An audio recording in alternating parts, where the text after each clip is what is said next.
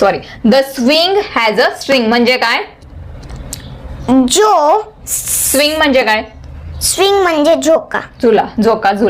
तर त्याला जी दोरी असते त्याला काय म्हणतात? स्ट्रिंग. स्विंगिंग म्हणजे काय? ही इज स्विंगिंग म्हणजे तो काय करत आहे? झुला झुलतोय. आणि सिंगिंग म्हणजे काय? तो काय करतोय? गाते. बरोबर.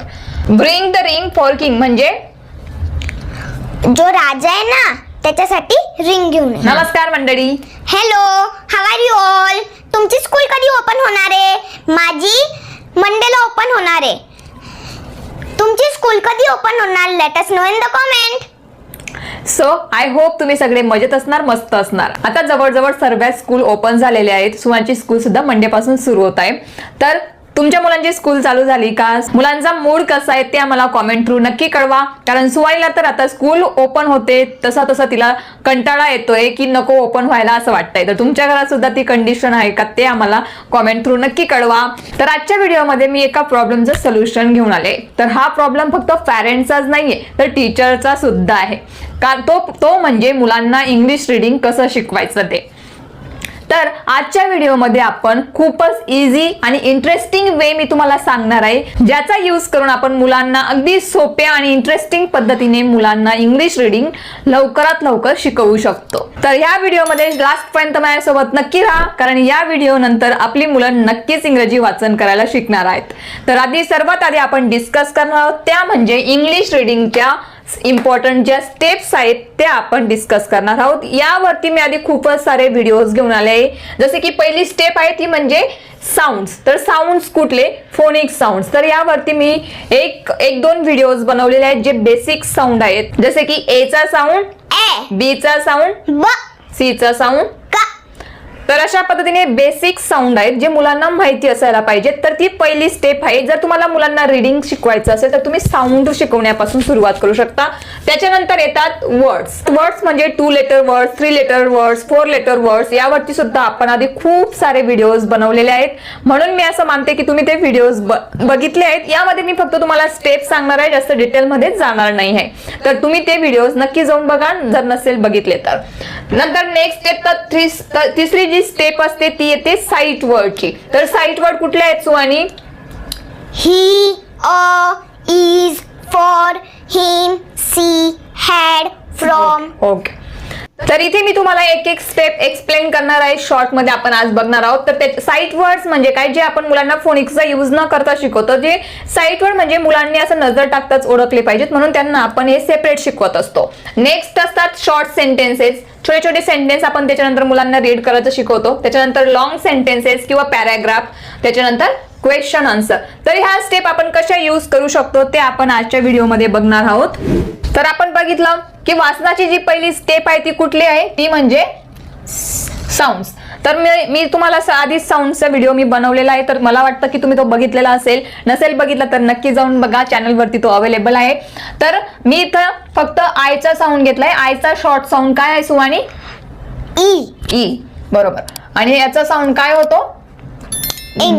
ग. एनजी आहे ना फक्त, आयएनजी नाही. आयएनजी राहिला तर इंग होतो. तर याचा जो साऊंड आहे जो आपल्या बाराखडीमध्ये असतो मराठी, याला आपण वाचत असतो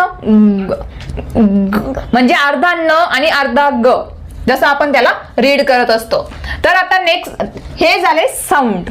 नेक्स्ट आपण शिकलो वर्ड्स. तर आजच्या व्हिडिओमध्ये मी फक्त तुमच्यासोबत रीडिंग स्टेप्सच नाही शेअर करत आहे तर आज तुमच्यासाठी एक बोनस सुद्धा आहे. तो म्हणजे मी तुमच्यासाठी 6 स्टेप फॉर्म्युला घेऊन आली आहे जो यूज करून आपण मुलांना हे रीडिंग व्यवस्थित शिकू शकतो. त्याच नंतर स्पेलिंग सुद्धा ते कधीच विसरणार नाही हे जर आपण यूज केलं तर. म्हणून व्हिडिओ शेवटपर्यंत नक्की बघा आणि तुम्हाला कसा वाटतोय ते मला कॉमेंट थ्रू नक्की कळवा. त्याचप्रमाणे तुमचे काही डाऊट्स असतील तर ते सुद्धा तुम्ही मला कॉमेंटमध्ये विचारू शकतात. आणि हो, आशा करते की तुम्ही इथपर्यंत व्हिडिओ बघत आहात म्हणजे तुम्ही व्हिडिओला आधीच लाईक करून दिला असेल. नसेल केलं तर लगेच या व्हिडिओला लाईक करा, शेअर करा. तर चला बघूया आपण आता वर्ड्स. मी इथं 4 लेटर्स वर्ड्स, 6 लेटर्स वर्ड घेतले आहेत. तर हे वर्ड शिकवताना पहिली जी तुम्हाला लक्षात ठेवायचं जो 6 स्टेप मी फॉर्म्युला सांगते तो म्हणजे, तर पहिली स्टेप ती म्हणजे वर्ड्स जो असतो तो स्प्लिटिंग करून शिकवणं. साऊंड स्प्लिट करायचे. जसे की सुवानी रीड कर. क, इंग. तर हा झाला क एक साऊंड. त्याच्यानंतर इंग. तर कुठला वर्ड बनला? किंग. तर पहिली स्टेप काय आहे, स्प्लिट करून शिकवलं. तर हा वर्ड आपण दोन साऊंड मध्ये स्प्लिट केला, क आणि इंग मध्ये, तर तो झाला किंग. नंतर ही पहिली स्टेप झाली स्प्लिट करून रीड करायचं. त्याच्यानंतर दुसऱ्यांदा विदाउट स्प्लिट करून रीड करायचं, जसं की क इंग, किंग फर्स्ट स्टेप. त्याच्यानंतर सेकंड स्टेप मुलांना लगेच रीड करायला लावायचं. आता रीड कर किंग. ओके. त्याच्यानंतर रीडिंग करताना जी आपण मुलांना जे तिसरी स्टेप जी आहे ती म्हणजे मुलांना हे वर्ड शिकवले गेले. तर त्याच्यानंतर जेव्हा आपण सेंटेन्स कडे वळतो तर ते सेंटेन्स सुद्धा रिलेटेड वर्ड्सचेच असले पाहिजेत, रिलेटेड साऊंडचेच असले पाहिजेत. ते रीड करायची त्यांची प्रॅक्टिस करा. त्याच्यानंतर तुमचे हे सेंटेन्स रिलेटेड सेंटेन्स शिकवले, रीडिंग करायची प्रॅक्टिस झाली असेल तर नेक्स्ट स्टेप तुम्ही करू शकता ती रीडिंग प्रॅक्टिस करणं, आणि जो साऊंड मुलांना क्लिअर झालेला आहे तो त्यांना लिहित आणि वाचायला लावलं. रायटिंग पण करायला लावायची आणि रीडिंग पण सोबत करायला लावायची. रीड करत असताना मोठ्याने बोलत असताना त्यांना ते राईट करायला सुद्धा लावायचं. बघा, ह्या जर स्टेप आपण वापरल्या तर मुलं कधीच ते स्पेलिंग विसरणार नाही आणि वाचायला अडखळणार सुद्धा नाही.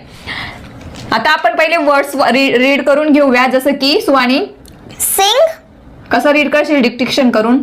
स इंग सिंग. व इंग विंग. ब्र इंग ब्रिंग. BR चा जो साऊंड आहे हा ब्लेंडिंग आहे, तर त्याला कसं आपण त्याचं साऊंड काय? ब्र. ब्र. ब्र इंग ब्रिंग. र इंग रिंग. स्ट्र इंग स्ट्रिंग. तर इथं मुलांना हा जो आपण डिक्टेशन करून शिकवू शकतो तो म्हणजे STR चा जो साऊंड आहे तो आहे स्ट्र. स्ट्र इंग स्ट्रिंग. किंवा फक्त तुम्ही असं शिकवू शकतात ST चा साऊंड काय आहे? स्ट. स्ट. स्ट रिंग आपण इथं रीड केलं तर स्ट रिंग. स्ट्रिंग. स्व. स्व इंग स्विंग. थ इंग थिंग. TH चा साऊंड काय होतो? थ. तर हे काय झाले सगळे रिलेटेड वर्ड्स मी शिकवले. आता इथं मी काय केलंय ING चा कुठला साऊंड होतो सुवानी? इंग. इंग. तर आपण हे कुठला वर्ड शिकलो? हा रिंग. रिंग इंग. काय झालं? रिंगिंग. हा कुठला वर्ड आहे? सिंग इंग सिंगिंग. तर हे बघा, स्प्लिट करून आपण मुलांना शिकू शकतो. हा दोन साऊंड मध्ये आपण हे स्प्लिट केलं, वेगवेगळा साऊंड घेतला. TH चा साऊंड थ झाला तर याला आपण 2 याच्यामध्ये स्प्लिट केला आणि याला सुद्धा 2 याच्यामध्ये स्प्लिट. तर असं स्टेप बाय स्टेप जायचंय. तर इथं ई चा शॉर्ट साऊंड आणि ग आपण हा शिकलो, तर तसे आपण किंग, सिंग, विंग हे शब्द घेतले. त्याच्यानंतर रिंग यूज करून आपण मागे काय लावला? ING इंग साऊंड लावला. तर ते झालं पूर्ण रिंगिंग, सिंगिंग.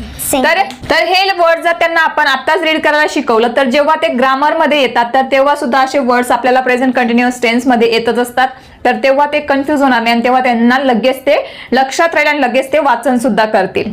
आता आपण बघितलं की मुलांना ज्याची रीडिंग क्लिअर झाली असेल, ज्या सेंटेन्सेसची, ज्या वर्ड्सची, ते आपण त्यांना राईट करायला लावलं. आता जे त्यांनी राईट केलेले तेच त्यांना आपण डिक्टेशन करून रीड करायला लावू शकतो, विदाउट डिक्टेशन रीड करायला लावू शकतो. त्याचप्रमाणे जेव्हा मुलं लिहित असतात तेव्हा तुम्हाला बोलायचं आहे जसं की ली, क इंग किंग. तर मुलं लिहितील ते, किंवा त्यांना तुम्ही एअर रायटिंग सुद्धा लिहू शकतात जसं की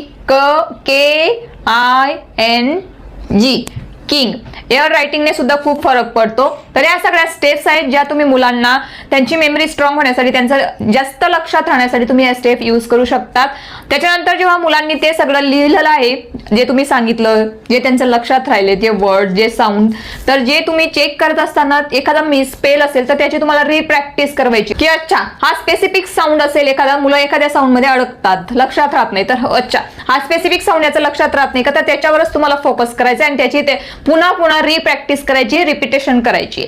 मुलांसाठी हाच एक वर्ड आहे रिपिटेशन. त्याच्यानेच ते एखाद्या याच्या स्किल मध्ये ते पारंगत होऊ शकतात आणि ते त्यांचं नेहमी लक्षात राहू शकतात. तो म्हणजे रिप्रॅक्टिस, repetition, revise. Okay.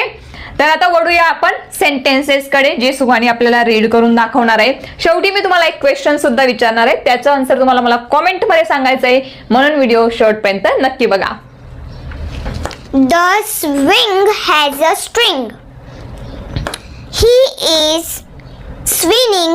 Swinging. He is swinging and singing. Bring the ring for king. The king is singing. The king has a ring. He has a ring. Where is the king? He has a ring. Okay. The swing has a string म्हणजे काय? जो swing म्हणजे काय? Swing म्हणजे झोका. झुला, झोका, झुला. तर त्याला जी दोरी असते त्याला काय म्हणतात? स्ट्रिंग. स्ट्रिंग.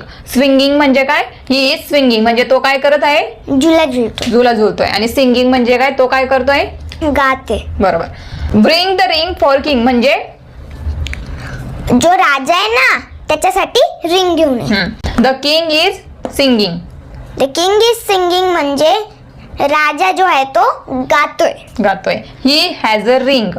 त्याच्याकडे अंगठी आहे. अंगठी आहे. तर या सगळ्या सेंटेन्सेसचा आपल्याला काय समजला? अर्थही समजला आणि आपण वाचलो सुद्धा. तर हे सेंटेन्सेस कशा रिलेटेड होते? जे वर्ड्स आपण शिकलो त्याच रिलेटेड आपण हे सेंटेन्स सुद्धा शिकलोय.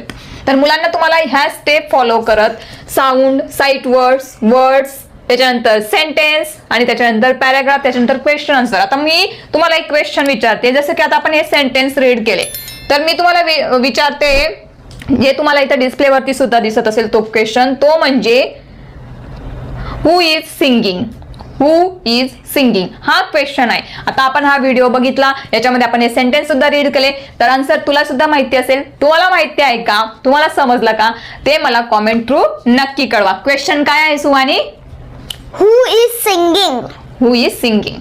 तर अशा पद्धतीने जेव्हा आता ही स्टेप सुद्धा खूप महत्वाची इम्पॉर्टंट आहे. जेव्हा आपण मुलांना शिकवत असतो तर त्यांना जर आपण मध्ये मीन वाईल जर आपण त्यांना क्वेश्चन विचारले तर आपल्या लक्षात येतं की याचं लक्ष आहे आणि त्यालाही मजा येते की अरे वा आपल्याला आन्सर शोधतोय तो. तर त्याला मुलांना सुद्धा ते काय वाटतं? इंटरेस्टिंग वाटतं. तर आजच्या व्हिडिओमध्ये आपण इझी आणि इंटरेस्टिंग स्टेप्स शिकलो ज्या आपण मुलांना रीडिंग शिकवताना, इंग्लिश रीडिंग शिकवताना यूज करू शकतो. मुलांना इंग्लिश वाचन कसं शिकवायचं हा खूपच मला सर्वात जास्त विचारला जाणारा प्रश्न आहे आणि त्याच्यावरच आज मी तुम्हाला हा व्हिडिओ घेऊन आली होती. तर कसा वाटला व्हिडिओ ते आम्हाला कमेंट मध्ये सांगा. आणि जर हा व्हिडिओ आवडला असणार तर या व्हिडिओला लाईक करा आणि आपल्या चॅनलला सबस्क्राईब करा.